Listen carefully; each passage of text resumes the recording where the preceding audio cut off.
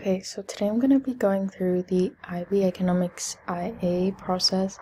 I did high-level economics, which is, the IA process is pretty much the same as SL from what I know, or from what I remember, and you basically do 3 IAs in a portfolio that you build, and there's these topics you choose from, so you can choose 3 of these topics, and each one will relate to each topic. So I'm just going to basically run through the process that you would usually undergo during an IA, and then run through certain criteria that you will want to remember to include. So this is just general advice and important things from my perspective, so this isn't the sort of only way to do so or the best way to do so, but hopefully it will just give you a good basis or an idea to refer to.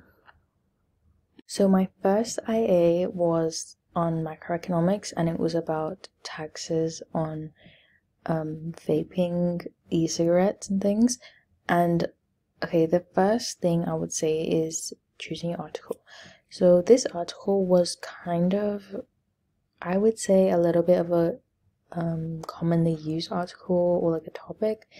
So I did still do well. I think I got a 12 or a 13, I think I got. Don't remember, but eventually all of my IAs gave me a 7, but anyway, but they each get out of 15 separately.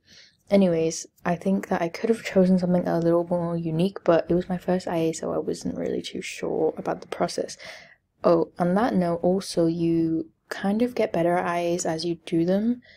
At least that's what I had, because you just get used to the process and like the sort of methodology that you need to undergo or undertake.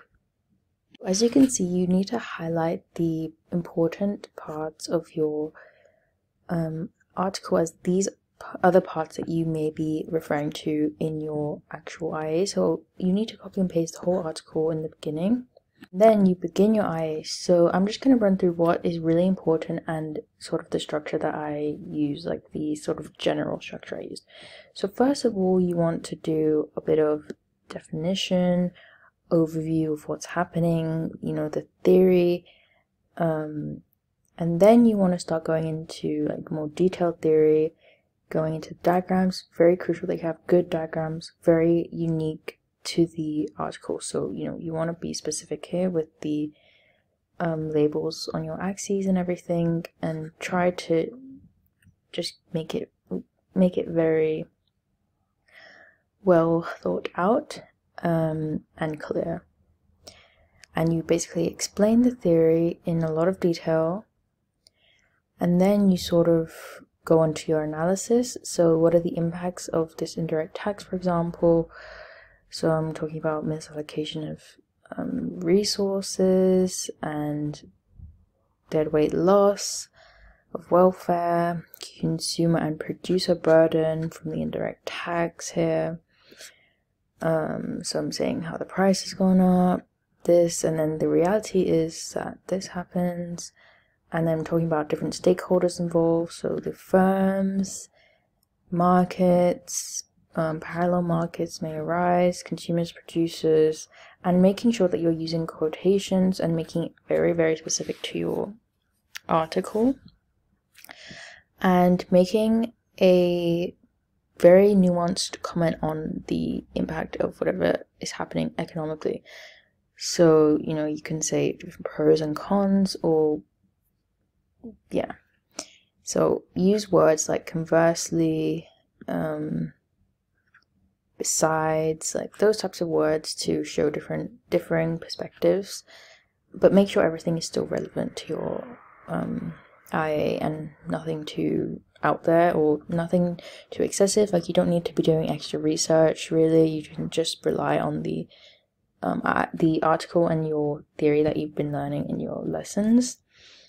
Then at the end, you want to conclude by doing like a balanced thing, saying on balance, though this seems to be an effective option, a combination of solutions may be the best. Then you can suggest other methods to regulating whatever, well, in this case it's regulating, but whatever your topic is. So what might have been a better option, And then I'm saying that I judge the problem to be that although simple to implement, these non-market-based structures do not internalize the externality, they're time-consuming, costly, So just giving an overall stance that's supported by the theory that you've been learning, giving an overall view. Then I also mentioned limitations like reliability and bias, and like parties' self-interest may impact the e-cigarette issue. Overall, these are just some main points that I've gathered from this first IA that I've read through, that I did very long ago. Just these are like very basic things that you want to include, and each of them will sort of, I mean, at least for me, it sort of went in this order, more or less. So first I'll do definitions and terminology, then I would do the diagrams and make them very effective. Like, don't just put the diagrams and not refer to them very, very often and in detail, and relate them to the article, and refer to each of the like shaded parts of the diagram, the arrows, the labels, the changes, the shifts, everything. So these are like places that you can get marks very easily just having all that background knowledge. Then here you can get even more marks by doing application and analysis. So application of theory, applying this to the article, analyzing it, showing that you really understand the theory in relation to this article. And if you sound like you don't understand the theory, then that's going to be really clear. So make sure you know it inside out. Like, go read your textbooks, go back to the theory if you're not sure. Finally, your evaluation judgment. This is really, really, really important, especially if you want to get to higher grade levels. So this includes things like long-term, short-term effects, assumptions that there may be of the theory, or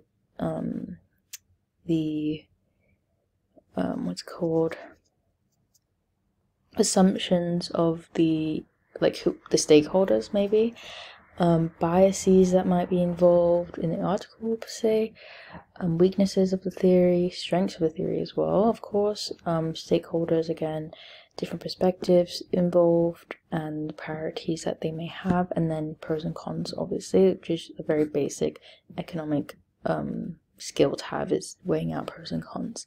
Okay, now I'm going to go look at the other two IAs that I did and just sort of run through and show you where I did do these things, so you can get some sort of idea of how it can be applied.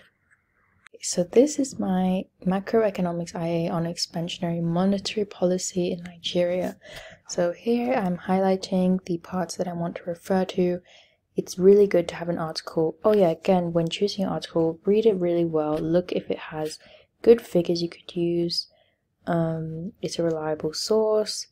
It's giving maybe a little bit of comments that you can argue against or comment on, talking about other economic factors involved. Here's more detail on the interest payments, lending rates, etc. And you can comment on that in your article. And inflation again, so look for other topics that you might have learned, because that can also be really good to mention in your IA. So okay, here I'm starting and I'm saying what's happening in the article. Expansionary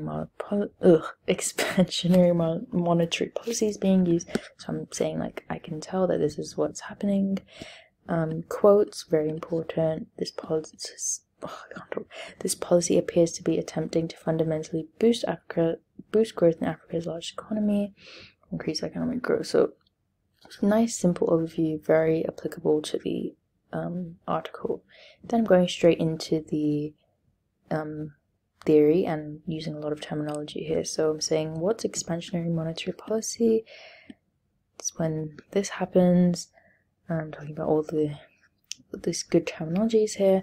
Then straight into the two diagrams here. So talking about how interest rates are determined by the central bank, again making it very specific to the article, using even the figures of the article too, the currency, and then I'm showing the marginal efficiency of investment diagram. So when the interest rate goes down, planned investment quantity goes up, and then here's my labeled line, yeah. Okay, and then I'm going into the theory, so talking about the monetary transmission mechanism, And to be honest, I found the macroeconomics and global trade, whatever economics is way more easy to do than the macroeconomics one, just because, microeconomics one, just because microeconomics is quite simple. And obviously, yes, there are advanced comments you can make and advanced theories you can investigate, but I find that macroeconomics and the development ones or trade ones are way more easy to make sort of interesting, complex, and different from others, but that's just what I experienced personally. Okay, then I'm saying what's happening, like when the interest rates fall, impact on consumers, businesses, spill-on effects, exchange rates might fall, so other topics coming in here, stimulating economic growth. But this is limited by the elasticity of marginal efficiency of investment. So that's this here that I showed, the if it's more inelastic, changes might not be as large in investment, so yeah. Just obviously, and from here you can tell that I do understand the theory and it's very clear. I think it's very easy to understand the way that I've explained it, and I think this is definitely better than the microeconomics one I did, because I had more of a grasp on like how to write about economics in essays and things. Then I'm talking about, or I'm doing another diagram, so you do kind of want to have maybe 3 to 4 diagrams as long as they're relevant to your article, and you can use them very usefully in your analysis and application and everything. So I'm talking about the neoclassical impact of expansionary monetary policy. So this is a very basic diagram, which you've probably seen if you've gotten to this point in your IB economics syllabus. So deflationary gap, long run, short run, aggregate demand, everything. Again, very specific to Nigeria in the labels. Then I'm going into more detail explaining this graph here. Economy is now close to functioning at full capacity, and there's unemployment. So all this terminology you still want to keep in your